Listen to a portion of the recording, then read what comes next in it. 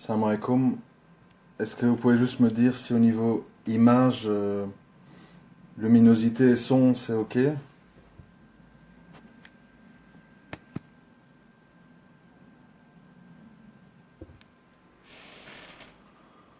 Oh,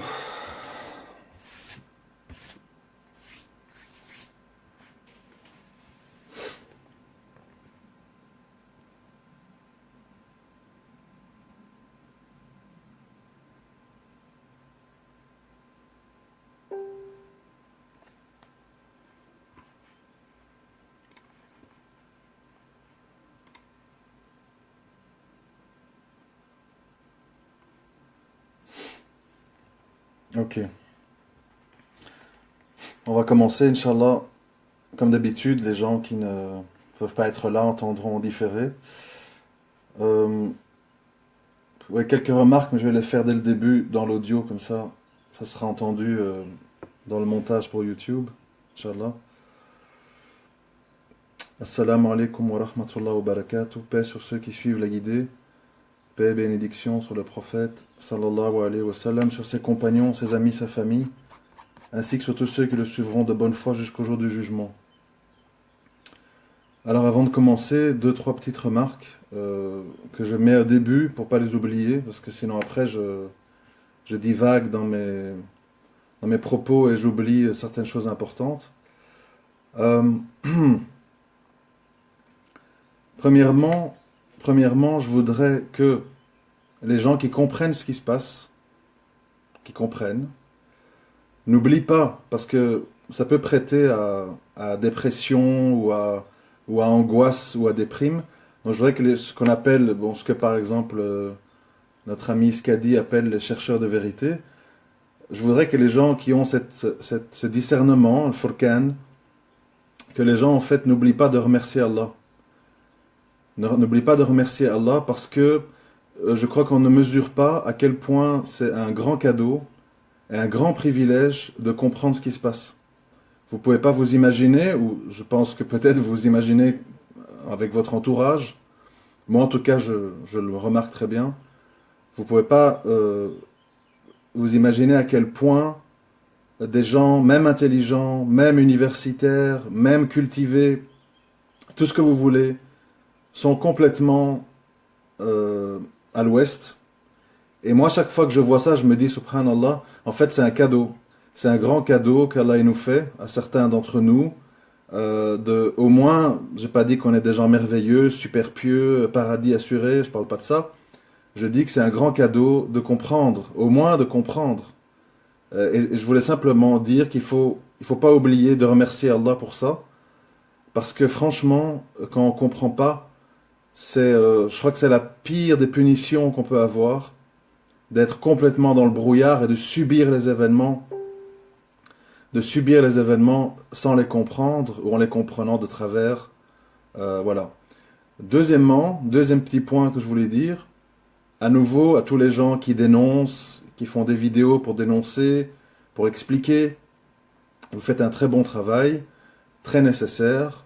Je vous encourage à continuer parce qu'on ne sera jamais assez nombreux pour faire contrepoids face à l'énorme machine médiatique BFM TV, CNews, LCI et compagnie, plus les magazines. On ne sera jamais assez nombreux pour faire un peu, modestement, contrepoids face à cet endoctrinement généralisé. Et donc, je vous encourage à continuer. Mais, voilà où je voulais en venir, mais il faut faire très attention. Parce que je me le suis dit à moi-même, donc voilà pourquoi je vous le dis à vous aussi. Il faut faire très attention à se mettre à la place des gens qui écoutent.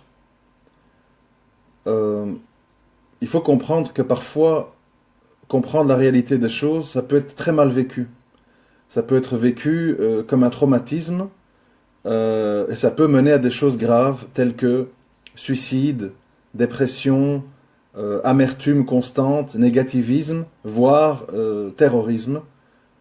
Parce qu'il y a des gens, quand ils croient que tout est foutu, qu'on est encerclé, qu'ils contrôlent tout, eh bien, il n'y a plus d'espoir. Et ça mène à à des réactions, parfois aux conséquences très lourdes. Je voulais simplement dire ça pour que chacun le garde à l'esprit, en tout cas ceux qui se soucient des conséquences de leurs paroles et ce qu'ils font. Et il faut toujours essayer aussi de donner des chemins, de donner des directives, parce que la dénonciation, c'est bien, c'est nécessaire, mais il ne faut pas s'arrêter là, parce que sinon les gens sont dans un grand chaos moral qui peut mener à tout ce que j'ai dit, et ça peut être donc finalement contre-productif. Je voulais juste dire ça, parce que j'estimais qu'il fallait le dire. Après, certains diront ça tombe sous le sens, peut-être, mais on ne perd rien à prévenir. Bon. Alors moi, contrairement à certains autres, je ne sais pas comment on appelle, moi, personnes qui s'expriment en public, je ne voudrais pas tomber dans comment on va dire, l'orgueil et un peu la suffisance en disant je vous l'avais dit, machin, etc. Moi, personnellement, je préfère une attitude plus modeste parce que franchement, et là on rentre dans le vif du sujet, franchement, je n'aurais jamais cru. Je le dis honnêtement, hein. Après on peut dire que je suis naïf. Possible que je suis encore naïf, oui, c'est pas impossible. Franchement, je n'aurais jamais cru possible d'assister à ce spectacle grotesque, fou, auquel nous avons assisté dimanche soir. Je ne sais pas pour vous, en tout cas moi, pour ceux qui me suivent sur Facebook, j'ai été tétanisé. Alors on m'a dit, ouais mais quoi, tu croyais quoi qu'il allait faire une investiture dans une mosquée? Tu sais pas que c'est des soldats du Dajjal? C'est pas ça le souci. C'est pas ça le souci. Le souci, c'est que je n'aurais jamais cru que ces gens allaient se sentir tellement tout-puissants et tellement dominants au niveau des cœurs et des esprits qu'ils pouvaient jouer autant franc jeu, carte sur table. Moi, personnellement, j'ai la modestie de dire, franchement, j'ai été choqué dans tous les sens du terme. Choqué. Choqué de voir qu'en fait, on ne s'adresse plus maintenant à une élite avisée. On s'adresse maintenant au tout public, puisque ça a été vu sans doute par des millions de gens, et on est clair. Et c'est tellement clair que, évidemment, pour des personnes averties, un minimum averties, c'était un spectacle insensé. Une marche de 3 minutes 45 en direction de la pyramide, une musique satanique, l'hymne à la joie européen, je crois, des caméras positionnées, précadrées, pour que le sommet de la pyramide et l'œil, qui est sous forme de lumière, soit juste au-dessus du du nouveau président de la République française. Vous voyez, beaucoup de gens ne comprennent pas que tout ça est organisé et répété. C'est pas un truc, par hasard, il se trouvait sous la pyramide. Ouais, qu'est-ce qu'il y a? Vous voyez des complots partout. Il ne s'agit pas de parler de complot. Il n'y a plus de complot parce que moi, souvent, je reviens avec ça quand on veut toujours mettre en confrontation les complotistes avec les non-complotistes en disant ils font du shirk. Moi, je ne crois pas du tout qu'il faut prendre ce problème-là sous cet angle-là. Je pense que c'est une erreur. Moi, je crois plutôt que Allah subhanahu wa ta'ala, dans le Coran, nous parle des comploteurs, nous parle des stratagèmes des comploteurs, qui seront perdants au bout du compte. Mais complot, il y a. Complot, il y a devant nos yeux. Donc, je veux dire, à un moment donné, ça devient comment on appelle, de la mauvaise foi. Ça devient de la mauvaise foi. Comme sur beaucoup d'autres sujets, ça devient le refus de voir la réalité en face et finalement jouer à l'imbécile. Et dire qu'il y a complot ne veut pas dire qu'ils contrôlent tout, qu'ils vont gagner, qu'on est impuissant, qu'ils sont au-dessus d'Allah, ou je ne sais pas, tout ce que je lis, c'est grotesque, c'est exagéré, c'est pas ça. Et je pense pas, je peux pas parler à la place des gens qui dénoncent ça, je pense pas que ces gens pensent que Allah est impuissant. Allah il nous dit que que fait partie de ce qu'on appelle le djihad, donc l'effort, donc il y a la main, la parole, le cœur, etc., fait partie le fait de dénoncer, prévenir, rappeler, prêcher, tisser des parallèles entre les événements, etc., etc. Il ne faut pas toujours vouloir mettre les gens dans des cases. Il est complotiste, il est soufi, il est chiite, il est machin. À un moment donné, il faut essayer de faire l'effort d'avoir une vision globale et lucide de la situation. C'est quand même pas de trop de réclamer ça. Donc, moi, je ne suis pas occupé à dire ce qu'on dit. Je dis simplement que, manifestement, on assiste maintenant à des événements qu'on n'aurait franchement pas pu imaginer. Un gars de 39 ans, sans expérience, sans charisme, qui est en fait un robot. C'est un robot qui récite des textes, marié à une professeure de théâtre qui a 25 ans de plus que lui, qui n'a pas d'enfant, qui n'a pas de programme, et qui arrive à dynamiter tout un pays en disant au final, oui, Attali est mon sponsor, oui, Soros est mon sponsor, et oui, je marche sur l'hymne à l'Europe et pas à la France, et oui, je pose devant la grande pyramide du Louvre que j'ai choisie pour mon investiture, et alors vous allez faire quoi, bande d'imbéciles? Quoi? Ben, les imbéciles, qu'est-ce qu'ils font? Ben, ils se mettent au pied. Ils se mettent au pied d'Iblis. Emmanuel Valls, je pourrais avoir un poste, s'il vous plaît. J'ai toujours pensé que c'était la voie à suivre, mais bon, j'étais coincé, c'est les socialistes, etc. Et donc, en fait, voilà, on ne peut pas évidemment attendre autre chose de la part de rats, de vautours, de serpents, de scorpions et autres limaces que ce genre de comportement. Dès que les gens ont une attitude noble, chevaleresque, engagée, forte, qu'est-ce qu'on entend? Extrémistes, nazis, fascistes, moyenâgeux, anti-progressistes. Enfin, il y a toute une kyrielle de paroles qui visent en fait à vous faire sentir mal pour vous dire le progrès, la modernité, c'est le chemin tracé par Attali, BHL, Alain Minc et avec leurs petits soldats mal dégrossis, complètement ignare, grotesque, Macron. Bon. Alors, je l'ai dit, oui, je l'avoue avoir été surpris. Et j'essaye en fait de comprendre pourquoi on passe, comme je l'ai dit dans le titre, à la vitesse supérieure. Si on passe à la vitesse supérieure, c'est que manifestement, les événements dans le monde vont prendre une autre tournure et que cette investiture est aussi une forme de test, c'est-à-dire un petit peu comme Trump en Amérique. On vous dit c'est un clown, c'est un fou, c'est un mal éduqué, c'est un dangereux, c'est un extrémiste, c'est un nouveau riche. Il n'a pas de culture, il connaît rien au monde. On va le mettre en place. Qu'est-ce que vous allez faire? Qu'est-ce que vous allez dire?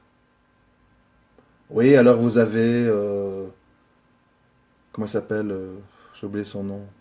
Enfin, Moore, je ne sais plus son prénom. Moore, les autres.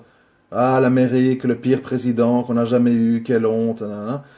Les gens vont avec des panneaux dans les rues. Trump, fasciste, machin. Bon, un peu de fumée, un peu d'agitation. Mais ces gens sont là. C'est-à-dire qu'on vous dit, la démocratie est le meilleur des systèmes. Il met au pouvoir des gens qu'on voudrait même pas comme beau-fils, comme père ou comme frère, et tu dois accepter, et tu dois payer des impôts, et tu dois dire Amen, quoi. Ici, on vous dit, ben, on te donne le choix entre une complice fasciste qui sait qu'elle va jamais gagner, qui d'ailleurs fait des gaffes dans les débats exprès, à tel point que sa nièce, Marion Maréchal Le Pen, démissionne parce qu'elle a compris qu'elle perd son temps, la pauvre fille. Elle a cru au début que c'était un combat sincère, et elle a compris qu'elle perd son temps, parce qu'en fait, ces gens servent quoi? Ils servent juste de repoussoir, afin d'amener les gens à chaque fois vers celui qu'on veut mettre en place. Sarkozy, Hollande, et maintenant Macron. Et c'est toujours la même chiffon qu'on agite, et le jour où les gens se seront lassés et diront c'est pas la bonne voie à suivre, on va aller chez tonton Mélenchon, on dira attention, communistes, les bourses vont s'effondrer, et les francs-maçons, etc. Et les gens, de nouveau, vont être guidés d'une autre façon vers là où on veut les guider. Euh, alors, moi, bon, ça c'est les constats. Les constats, c'est bien, hein, on peut tous crier horreur, malheur, machin. Moi, ce qui m'intéresse, c'est le pourquoi de la chose et que ça va nous mener à quoi.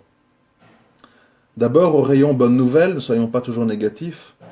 euh, on a quand même eu, si les sondages sont justes, on a eu 38% de gens qui se déclarent musulmans et inscrits sur les listes électorales qui se sont abstenus.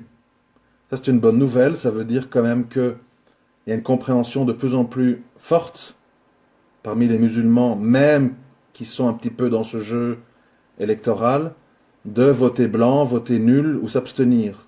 C'est un chiffre en progression. Et ça, c'est une bonne nouvelle. Il faut quand même le dire parce qu'on a toujours tendance à voir tout en noir. Il y a progrès.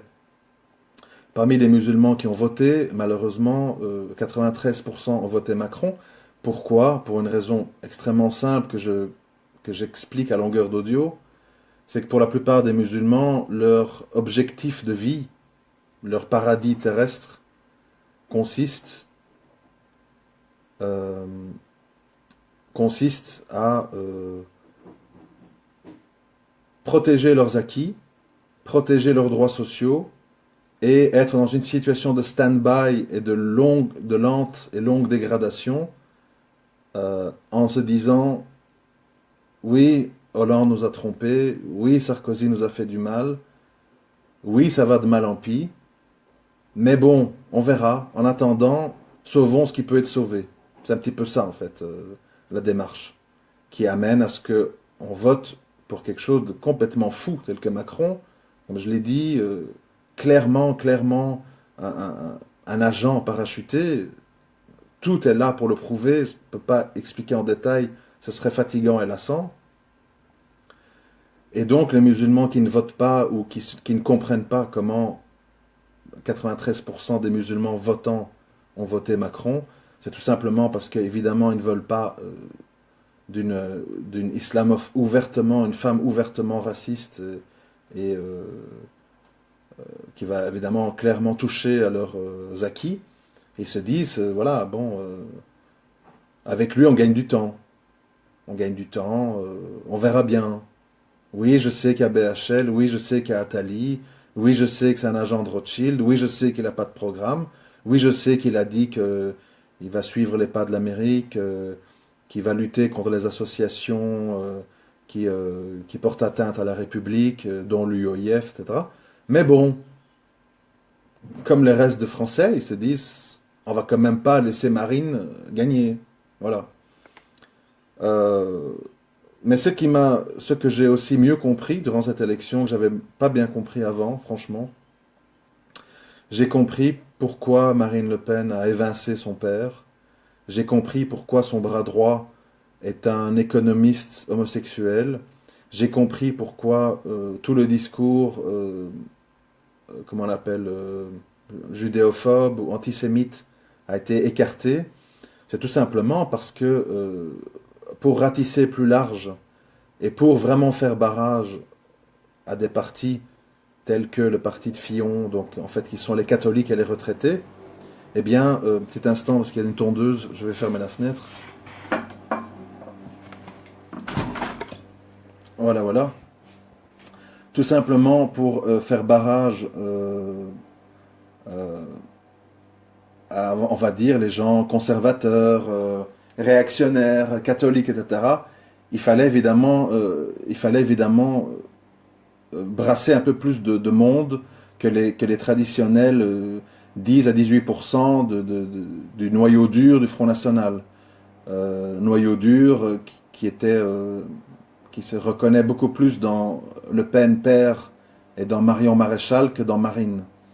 Et donc Marine, à mon avis, euh, elle a été mandatée, téléguidée ou influencée, je ne sais pas, pour jouer ce rôle. Elle le savait depuis le début. Et beaucoup de gens d'extrême droite sont un peu, on le lit sur Twitter, hein, sont tombés en fait des nues, ils n'ont pas compris. Mais comment ça se fait qu'elle a aussi mal parlé dans le débat? Mais comment ça se fait qu'elle a fait une campagne ratée? Et pourquoi elle n'a pas parlé de ça? Et pourquoi elle n'a pas parlé de ci? Et pourquoi elle n'a pas mieux étudié ses dossiers économiques, etc., etc. Tout simplement parce que ces gens ne veulent pas gagner. Ils veulent simplement faire aux prochaines législatives à gagner 20, 30, 40 communes. Et leur objectif n'est pas du tout de devenir président de la République avec plein de responsabilités, de se ramasser tout le nouvel ordre mondial sur le dos, des manœuvres de déstabilisation, etc.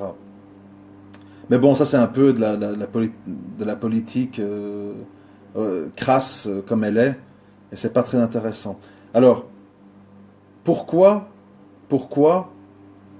ils abattent leurs cartes comme ils le font maintenant? En tout cas pour ceux qui l'ont compris. Pour ceux qui n'ont pas compris, malheureusement, et qui disent mais non, c'est le hasard, 66,06% des voix. Alors on dit à quoi tu y crois? C'est la numérologie, c'est du shirk? Bien sûr que nous n'y croyons pas. Mais eux, ils y croient, c'est-à-dire que eux font très attention à tout ça. Ils font très attention à tout ça.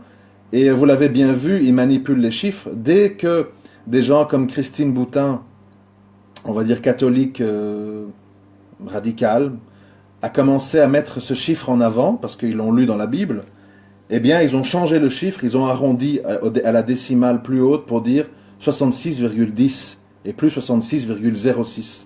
Parce que quand même, c'était un peu visible. Donc après, voilà, c'est des choses qu'on voit ou qu'on ne voit pas, et qui sont en fait des choses qui sont importantes pour eux, comme la pyramide, comme l'hymne à la joie, comme la marche pharaonique jusqu'à la pyramide, comme les chiffres, etc. Ce sont des choses que eux jugent importantes, que eux mettent en avant. Bien sûr que nous n'y croyons pas en tant que musulmans ou chrétiens, etc. Dans le sens que on sait que ça représente des choses du paganisme, du polythéisme, etc. Et donc, évidemment, en aucune façon, nous ne plaçons une quelconque valeur là-dedans. Ça, malheureusement, il faut chaque fois l'expliquer parce que sinon les gens ne donnent pas le bénéfice du doute. Et directement, on est là, ouais, mais quoi, nous on s'en fout, on n'est pas des adorateurs de pierre, etc. etc. Donc, s'ils abattent leurs cartes, c'est que manifestement, les événements vont se précipiter, qu'ils annoncent au monde, nous sommes là, nous sommes tout-puissants, et nous vous disons dans votre face, oui, nous sommes francs-maçons, oui, nous sommes adorateurs du diable, oui, nous croyons dans la puissance de la pyramide, oui, nous croyons dans la numérologie, oui, oui, voilà, on vous le dit clairement. Et alors, vous allez faire quoi, vous? Où en êtes-vous? Vous allez espérer que Marine Le Pen sera présidente en 2022? Vous allez espérer que Papy Mélenchon, qui est à l'âge de la retraite, va sauver vos fesses aux élections? Vous allez espérer que le faux chrétien, pilleur de caisses de Fillon, va revenir? Il n'y a plus personne, mes amis. Il n'y a plus que notre soldat Macron. Et si vous voulez survivre en politique, rejoignez le mouvement En Marche vers le Dajjal. C'est votre seul espoir d'exister politiquement. Tous les autres partis seront démolis, marginalisés et plafonneront à de 10-15%, et nous allons tout ramasser par défaut. Parce que nous avons les magazines avec nous, parce que nous avons les télévisions avec nous, parce que nous avons les journalistes avec nous, parce que nous avons les plus beaux logos, les meilleurs agents en communication. Nous avons bien sûr tous les stars du sport, votez Macron, il est jeune, c'est le renouveau, machin, etc. Vous n'avez aucune chance de résister dans les anciens partis dinosaures avec Cambaleni au PS, Fillon à LR ou Sarkozy qu'on va sortir de sa tombe pour espérer réanimer un mort, etc. Vous n'avez aucune chance, c'est terminé, nous sommes en marche, et si vous ne rejoignez pas le train en marche, vous n'existerez plus politiquement. Donc, en fait, ils se permettent tout, parce qu'ils savent qu'ils ont toutes les cartes en main, et qu'il n'y a pas d'autre issue. Alors le message pour nous, les musulmans, parce que quand même, c'est quand même ça la centrale de l'intérêt finalement, c'est de se dire, voilà le constat. Alors, est-ce qu'on va continuer à voter? Est-ce qu'on va continuer à chercher des faux héros? Est-ce qu'on va chercher des faux messies, où on va finalement comprendre que nous sommes dans une guerre idéologique totale, dans lequel ces gens vont dresser les peuples les uns contre les autres, parce qu'ils vont continuer à délocaliser, ils vont continuer à mondialiser, ils vont continuer à faire monter les bourses pour que l'élite s'enrichisse. Et pour que les bourses montent, il faut continuer à aligner l'industrie et les décisions économiques sur les directives de l'Allemagne et sur les directives des États-Unis. Et si vous n'êtes pas content, vous aurez les CRS, vous aurez les emprisonnements, on va vous accuser d'être des groupements idéologiques de gauche dangereux qui veulent déstabiliser la République, qui est en marche vers la modernité, qui va suivre l'exemple de la grande Allemagne, qui a beaucoup moins de chômage que la France, parce que tous les chômeurs, on les met à un niveau minimal de salaire à travailler comme des esclaves, pour pas qu'ils soient dans les statistiques du chômage. Nous allons prendre ce modèle-là, et si vous faites barrage, et si vous critiquez, et si vous n'êtes pas d'accord, et si vous manifestez, etc., vous serez d'une façon ou d'une autre médiatiquement désignés comme les bannis, les dangereux, les terroristes, les gens qu'il faut écarter. Et de toute façon, rassurez-vous, si vous n'êtes vraiment pas content, ben abstenez-vous, ouais, ça ne nous dérange pas, ou alors votez pour des extrémistes comme Mélenchon ou Marine, que nous nous empresserons de marginaliser pour faire des fronts républicains, etc. Et ça ne change rien pour nous. Vous pouvez aller voter Mélenchon ou Marine. À chaque élection, vous serez manipulé. Bon. Ça veut donc dire, une fois qu'on a fait le tour de la question, que est-ce qu'il faut tomber en dépression? Non. Est-ce qu'il faut baisser les bras? Non. Est-ce qu'il faut se dire la promesse d'Allah n'est pas vérité? Non. Il faut se dire, il est grand temps de voir la réalité en face, de voir ce qui se prépare, de tenir compte des divers signes, vous les voyez autour de vous, je ne vais pas vous les répéter, et de faire des choix de vie, parce que le problème qu'il y a, c'est qu'on trouve toujours beaucoup de monde, d'abord pour ne rien voir, ou être complice, ou être lâche, hein, voter Macron, faire barrage à Marine, mais Aoussat, laisse Marine, laisse-les foutre la pagaille dans leur pays. Tu veux quoi? Pour protéger ta branche, tu vas laisser qu'on mette le feu à l'arbre. Dis, touche pas à ma branche, hein, touche pas à ma mosquée. Ils vont mettre le feu à tout l'arbre. T'as pas compris ça, Aoussat? Ça, tu comprends pas. Laisse-les, ne te salis pas, ne te mouille pas à défendre un soldat d'Iblis et à inciter des milliers de gens qui t'écoutent à faire comme toi. Non, on a préféré dire, attention, on rentre dans la combine, quoi. On rentre dans la combine comme des imbéciles. Au lieu de dire, bon, on a compris, on nous prend pour des cons, on nous fait voter ou pour le banquier de Rothschild, ou pour une pseudo-nazie, machin, les camps, les chambres à gaz vont rouvrir, etc. Tous les immigrants vont être reconduits aux frontières, toutes les mosquées vont être brûlées, on va tous aller avec nos valises à Alger, Constantine, Oran, Agadir et Casa. Horreur, malheur, je veux être enterré à Casablanca. Je veux qu'on rapatrie mon corps à Constantine, mais je veux pas y retourner y vivre.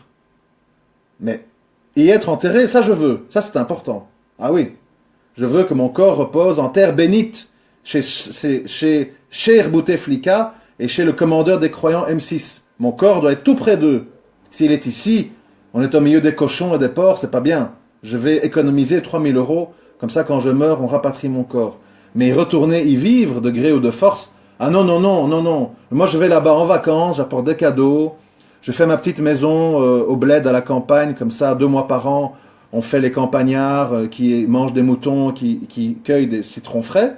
Mais le reste du temps, je veux ma tour HLM, je veux mon poulailler, je veux les particules fines, je veux la pluie, je veux la choucroute, je veux la saucisse, je veux les CRS, je veux la DCRI, je veux les perquisitions, je veux aller au trou, je veux être humilié, je veux les têtes de sanglier à la rentrée de mes mosquées. Voilà. Je m'excuse, ça peut paraître comique, ça peut paraître exagéré, mais c'est la caricature d'une triste et cruelle réalité. Au lieu de se dire, bon, on n'en peut plus, nos filles deviennent des Nabila, notre fils deviennent des Brulux, dans les médias on est sali, bon, il est grand temps de commencer à faire nos paquets et d'essayer de trouver une solution au bled. On fait un élevage de moutons, on fait quelque chose, on s'associe avec l'oncle, machin, etc. Non, on veut pas. On s'accroche jusqu'au bout au poulailler, à Grenoble, à Nantes, à Marseille, à Toulon, à Perpignan, à Lille. Je veux crever dans mon trou à rats que j'aime. Je veux qu'on me crache dessus. Je veux conduire mon bus avec marqué dessus crédit 5%, trompez votre mari sur gleden.com et venez à la Gay Pride de Paris 2017. Je veux, I love, j'aime. Alors, comme tu veux, et comme tu y tiens absolument, eh bien, et que tu veux même pas, parce que, bon, c'est encore ambitieux ce que j'ai dit, aller au bled, machin, c'est encore ambitieux. Soyons moins ambitieux. Partir, se désavouer de tout ça, la pollution, la vie dans les villes, la malbouffe au leader price, les enfants mal éduqués dans les écoles, le truc, nique ta mère, hein, traque ta grand-mère et toi, fils de machin, etc. Moi, je vais sortir de ce bazar, je vais en Haute-Savoie, je vais en Auvergne, je vais en Ariège, je me prends truc, des poules, des moutons, etc. Il y a les APL, il y a des facilités, les loyers sont moins chers, etc. Je vais essayer quand même de faire le moindre mal, maslaha, je ne vote plus, je quitte les villes, je veux plus les mosquées et tout leur cinéma pour sponsoriser l'UOIF, etc. Je vais essayer de me préserver, moi et ma famille. Pour le moment, malheureusement, au bled, tout est cher, il n'y a pas de travail. Nous sommes gouvernés par des clowns, des zombies et des croque-morts. Il vaut mieux patienter à la campagne, etc. Mais ça, on ne fait pas non plus. Ça en fait pas non plus. Quand vous dites ça, ouais, mais attends, on n'est pas des hippies, quoi, tu veux qu'on s'éclaire à la bougie et qu'on mange des fruits secs, on vous rit dessus, on vous humilie. Bon. Alors, malheureusement, à un moment donné, la facture doit arriver. À un moment donné, la facture va arriver. Si vous êtes chez vous, vous laissez la lumière toute la journée allumée, vous avez 2 frigos, vous avez des micro-ondes, vous ouvrez tous les robinets, etc. Ben, à un moment donné, vous aurez des inondations, vous aurez les plombs qui vont sauter, et vous aurez des grosses factures d'électricité. C'est normal, c'est logique, il ne faut pas être scandalisé. Donc maintenant, on en est là. Et donc, face à ce constat, il faut pas... Vous pouvez continuer à avertir les gens, comme les gens le font à distance, hein, par YouTube, par Facebook, poster, prévenir, démontrer, etc. On ne sait jamais, ça peut influencer des gens, donc ça, il faut le faire. Mais vous devez penser aussi à votre propre protection, votre propre avenir, et voir la réalité en face. Je veux dire, comprenez-moi, nous vivons, ouais, nous vivons dans des pays où, à chaque fois qu'un camé, qu'un homo, qu'un désaxé, qu'un ancien braqueur qui vient de sniffer 2 rails de coke prend un camion et tue des gens, on dit « On a entendu Allahu Akbar, c'est les musulmans ». On n'a aucun contrôle sur tout ça, vous comprenez? On ne peut pas empêcher qu'il y a un fou par mois qui sort d'un asile, de psychiatrie, de prison, de je sais pas quoi, de son quartier, et qui fasse une action violente. Et on va toujours vous dire, ah, chez lui, il y avait un Coran. Ah, il y avait un Coran. Ah, ok. Chez lui, il y avait un tapis. Ah, il y avait un tapis. Ok. On a retrouvé un autocollant avec marqué Bismillah sur sa voiture. Ah, oulala, ça explique tout. Bon. On peut pas empêcher ça. Et on vit comme ça, d'attentat en attentat, de salissure en salissure, de reproche en reproche, d'humiliation en humiliation. Oui, alors tout le monde arrive à la télé, hein. Cusco Morisset, machin, Dati, Mohamed Sifawi, enfin toute la bande à Bouboul. Tout le monde arrive, oui, c'est à cause du fascisme vert qui endoctrine dans nos quartiers. Il faut arrêter tous les animateurs de quartier qui sont un tant soit peu influencés par l'islam. Donc, à chaque fois, vous allez vous retrouver à devoir vous justifier, à faire profil bas. On passe du djilbab au hijab, du hijab au bandana, du bandana aux cheveux avec un chignon, etc. Parce qu'il faut toujours reculer, reculer, reculer. Un petit peu à l'image de beaucoup de gens, hein. Sifawi, Tariq Ramadan, ils avaient d'abord des barbes, et puis des poils, et puis plus rien. Parce qu'il faut toujours être dans une logique de je suis pas, je suis pas, je suis pas. C'est pas une vie souhaitable. C'est pas une vie honorable. Alors je veux bien, je suis tout à fait d'accord avec vous, puisque je le vis, qu'il n'y a pas de solution facile. Il n'y a pas de solution facile, mais il y a des petites choses à mettre en place dans sa vie pour commencer à se diriger vers des situations moins contraignantes, moins humiliantes, moins rabaissantes et moins complices. Parce que je vous l'ai déjà dit, si vous ouvrez une mosquée à Grenoble, à Lyon, partout, il est une logique, vous engagez des frais, vous engagez des projets, il y a toute une population qui est en attente d'un local où prier, la prêche le vendredi. Automatiquement, mathématiquement, vous allez commencer à devoir composer et vous allez devoir commencer à dire des choses que vous n'avez pas envie de dire peut-être. La République, il faut voter, il faut s'impliquer, le crédit, c'est pas si grave, parce que ceci... Bon, vous allez commencer à rentrer dans une spirale dans laquelle vous voyez qu'ils rentrent tous. Oubrou, IQSEN, El Jai, etc. Pourquoi? Parce qu'ils ont des locaux, parce qu'ils ont des gens, parce qu'ils ont des fans, parce qu'ils ont toute une infrastructure à maintenir en place. Donc, il faut dire des choses, il faut faire des choses qui vont permettre que cette mécanique puisse perdurer dans le temps. C'est logique, c'est normal. Moi, personnellement, je trouve que c'est un mauvais choix, parce que je pense qu'à la limite, la vérité n'a pas de prix, le désaveu n'a pas de prix. Ça veut dire que s'il faut prier à 4 dans un appartement plutôt que dans une mosquée à 300, c'est pas la fin du monde. On prie entre voisins, pourquoi pas? Pourquoi est-ce qu'il faut se retrouver devant Awsat, IQSEN, El Jai pour avoir une prière validée devant Allah? Moi, j'ai jamais compris ça. À partir du moment où on sait que ces locaux impliquent des millions d'euros, qu'il y a du business, faites la Umrah avec moi, je laissais en solde 3300 le 3600, et venez faire un touring avec moi en Malaisie, découvrir les merveilles de la création d'Allah. À partir du moment où on comprend que c'est un business, il faut savoir, est-ce qu'on veut être dans l'islam business ou est-ce qu'on veut être dans le tawhid, dans ce que Allah agrée. Moi, pour le moment, malheureusement, je suis un peu seul, pour toute une série de raisons qu'on peut comprendre, je ne vais pas rentrer dans les détails, mais je dis, si vous habitez dans une tour HLM, pourquoi vous ne vous réunissez pas à 4 dans un appartement pour prier ensemble et vous faire des rappels et lire le Coran? Ça sera mieux, ça sera beaucoup mieux que se retrouver dans un grand souk dans lequel les gens se baladent avec des sacs plastiques. Fils Abilillah, on doit agrandir la mosquée, on doit changer le tapis.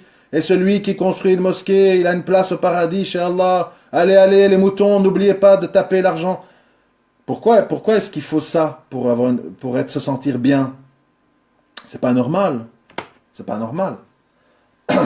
Dans les petits villages, je suppose, hein, je n'y ai pas été, mais dans les petits villages, au Maroc, en Algérie, il y a des petites mosquées avec 15-20 places. Je me rappelle, une fois, j'avais été dans le sud de la France, dans une petite ville, là, je ne sais plus son nom, et il y avait une mosquée qui pouvait contenir 20 personnes, c'était très très bien.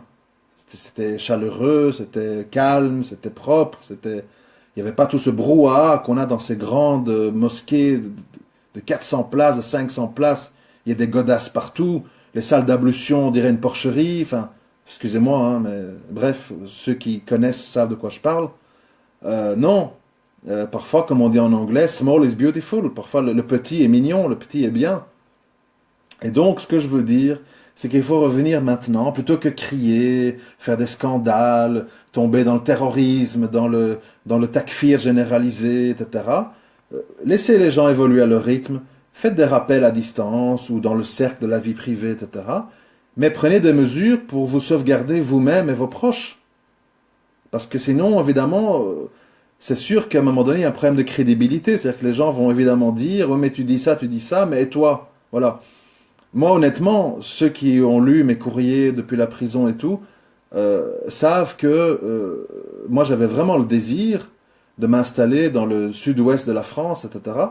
Mais pour des raisons judiciaires, jusque 2021, je ne peux rien faire. Donc voilà, chacun a ses raisons, chacun sa réalité.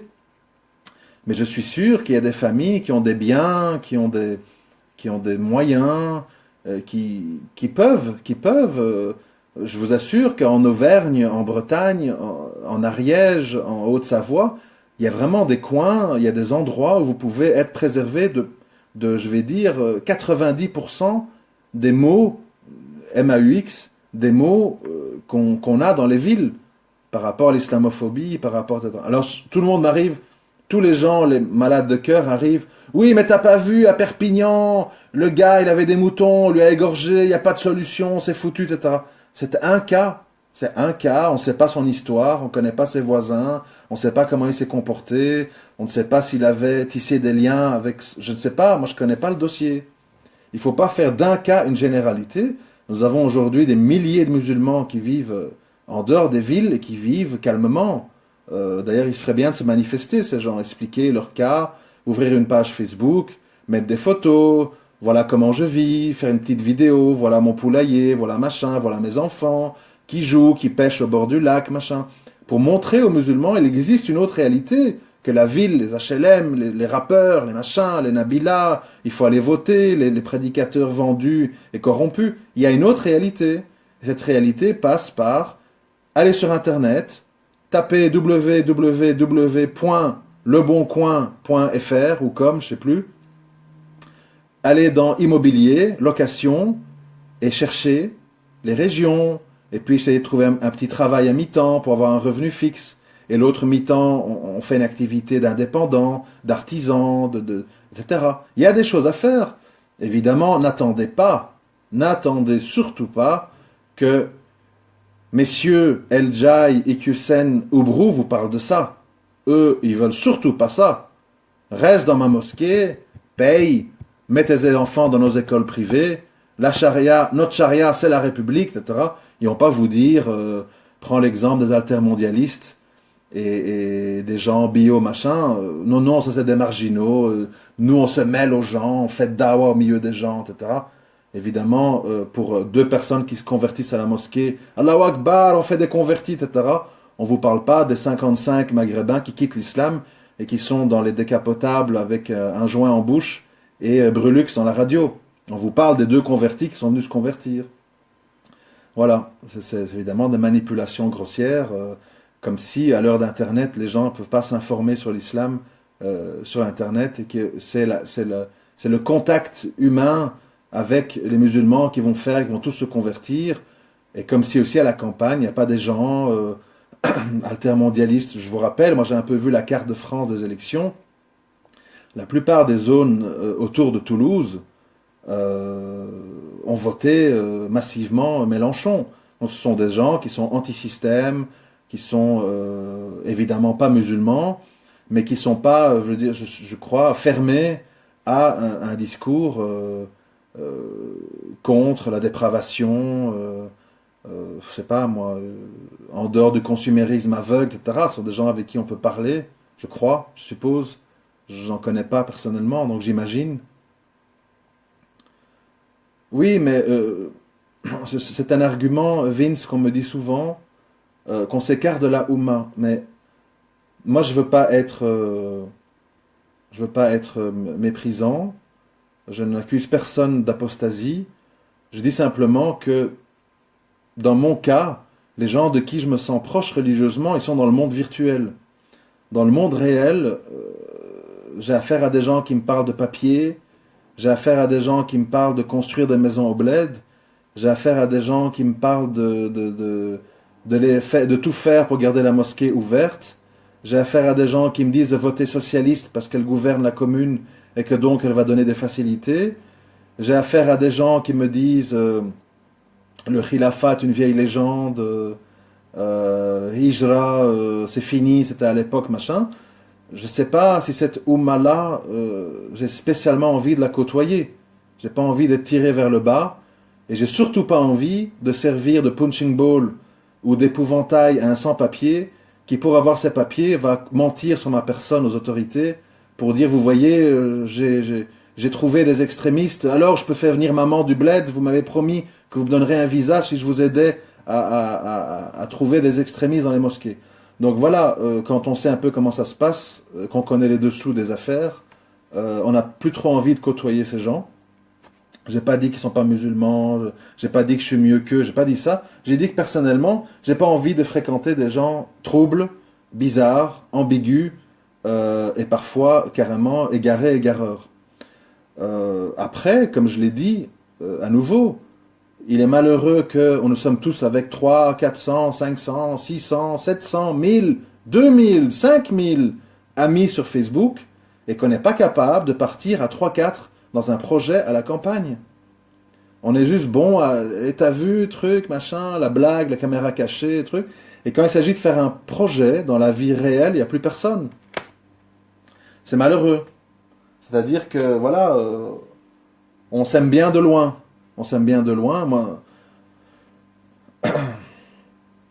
Et puis, ça dépend qu'est-ce qu'on appelle mosquée. Pour moi, une mosquée, c'est un lieu où plusieurs musulmans se rassemblent pour prier.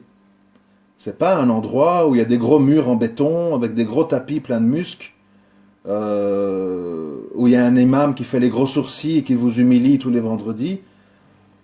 Je sais pas, enfin, chacun a sa conception des choses. Hein, mais en tout cas, pour pas nous égarer de sujet et pour conclure, pour pas être trop long, on me reproche beaucoup d'être trop long, je m'en excuse.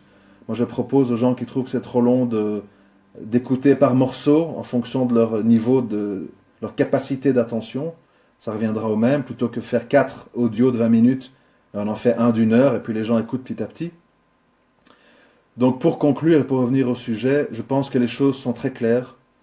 Tous les gens qu'on connaît depuis maintenant des années, tels qu'Atali, BHL, etc., ont pris clairement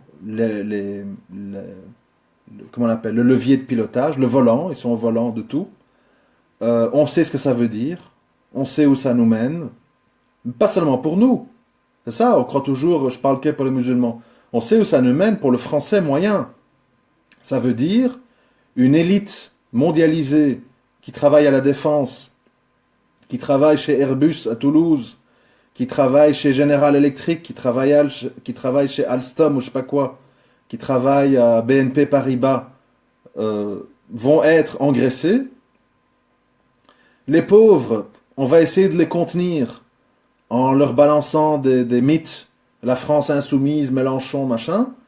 Et la classe moyenne, ben, elle va payer. Elle va payer à travers des impôts, à travers des suppressions d'avantages, etc. Elle va payer pour qu'on puisse maintenir sous Baxter les pauvres avec des RSA, des APL, des machins, et pour qu'on puisse surenrichir l'élite mondialisée, qui évidemment est à mille lieues de toutes les peines que le français moyen vit, telles que passer 2 à 3 heures sur le périph' pour avoir l'immense privilège de travailler comme esclave pour 1500 € par mois.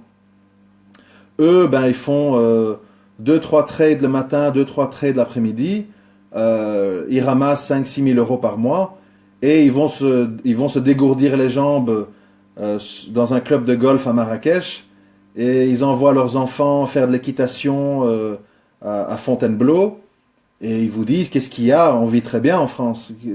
Qu'est-ce que vous avez? Mais c'est votre faute, hein. Il faut vivre avec son temps, mes amis, hein. Il faut vous recycler, il faut apprendre la nanotechnologie, il faut apprendre la robotique, il faut apprendre les énergies renouvelables. Si vous n'êtes plus au goût du jour, ben, oui, vous allez mourir, hein. On vous mettra dans des camps avec les migrants, on vous jettera des bananes et des cacahuètes. Et si vous n'êtes pas d'accord, ben, on enverra les forces de l'ordre. qui vont obéir à nos ordres, puisqu'ils ont besoin de leur paye de 2000 euros par mois. Ils ont aussi des crédits hypothécaires à payer. Ils se feront un plaisir de vous cravacher. Et comme tous les esclaves, à force d'avoir mal, à force d'avoir peur, vous allez rentrer dans le rang et vous finirez comme les travailleurs de Hong Kong qui sont contents d'avoir comme appartement une pièce de 3 mètres sur 3 dans laquelle il y a juste la place pour mettre un lit et un chauffe-plat. C'est ça la suite, mes amis. Vous n'êtes pas d'accord? Allez à la campagne, partez dans un pays du tiers-monde. Vous avez peur, vous n'avez pas envie, vous n'êtes pas habitué, eh bien, subissez, avec le sourire. Si vous ne souriez pas, on aura la main lourde, et vous serez en plus humilié. Recyclez-vous, travailleurs de Whirlpool. Vous n'êtes plus à la page, hein. Assembler des frigos, c'est beaucoup moins cher en Pologne, au Bangladesh et au Portugal. Ah, ça fait 20 ans que vous faites ça, vous avez déjà 59 ans. Pas de chance. Trop tard. Ben écoutez, vous aurez un RSA, hein, et si vous avez le blues, ben vous prendrez un petit picon-bière et vous acheterez quelques joints au maghrébin du coin, quoi, qui vous les vendra à 10 euros le gramme. Ça fera passer le temps. C'est comme ça que ça fonctionne, mes amis. C'est très triste, mais c'est soit on a le courage de prendre sa vie en main, de prendre certains risques, des risques qui peuvent être très mesurés, franchement. J'appelle pas à des grandes révolutions, à tout changer du jour au lendemain, des petites choses.